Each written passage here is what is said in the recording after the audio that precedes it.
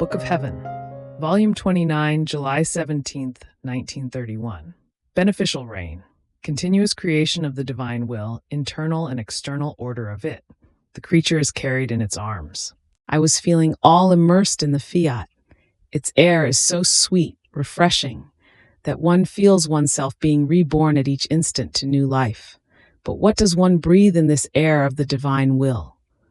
One breathes air of light, of love, of sweetness, of fortitude, of divine knowledges, and so forth, in such a way as to feel oneself renewed to new life. This beneficial and balsamic air, as it is breathed, makes the divine life grow in the creature. And just as when one breathes the air, with the breath it is enclosed inside, and by repeating the breath it is put outside, because the strength of the air is so great that one can keep inside only as much as is necessary in order to live. The surplus must be put out with the same breath. But what does one put out? That which she has received after she has filled herself. Love, light, goodness she has breathed in. Love, light, goodness she gives back. But while my poor mind wandered in this divine air, my sweet Jesus told me, "My daughter, all the good acts that the creature does in my divine will rise to God, because it has the divine power to draw up into the celestial fatherland that which is done in its volition, and then, with its same power, it makes them fall back like beneficial rain over the same creature, in such a way that if the creature loves, blesses, adores, thanks, praises, God requites her with new rain of love, of blessings, rain of thanksgivings, because he felt himself being loved and thanked by the creature, and bursting into rain of praises, he praises her before the whole celestial court. Oh, how our divine goodness awaits the adoration, the pleasant I love you of the creature, to be able to give to our love the vent of being able to say to her, "Daughter, I love you." Therefore, there is not one act that the creature does for us, for which our tenderness, all paternal, does not give to her multiplied requital. Then I continued my acts in the divine fiat, and my beloved Jesus added, "My daughter, the creature is carried in the arms of my divine will, and its love is so great that it keeps all creation around her, as if in act it were always, always creating it to give her pleasure and render her happy, and say to her, my creative strength maintains all this machine of the universe. If it withdrew, the sun would disappear as if by magic.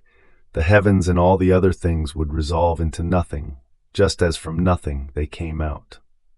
So, my creative power keeps on creating it continuously, and can say in all reality, it is precisely for you that I am creating the sun, so that your life, your journey, may be strewn with light.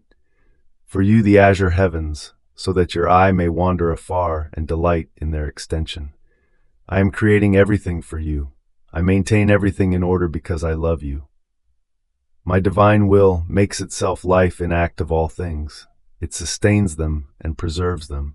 It places them around the creature to make her feel, from all things and from all sides, its unmovable life, its immutable strength, its invincible love.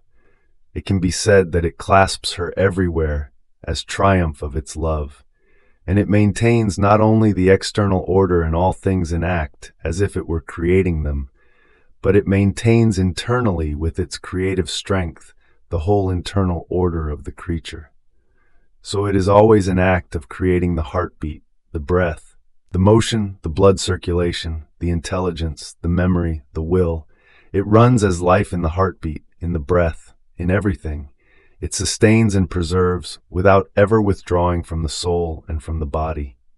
Yet this supreme will of mine is everything, does everything, and is not recognized, but rather forgotten. It could say, as I said to the apostles, I have been with you for so long, and you still do not know me. Many things are made known which do not form the life of the creature, and of my will, which forms the life and is continuous act of life. Otherwise she could not live. Nothing is made known.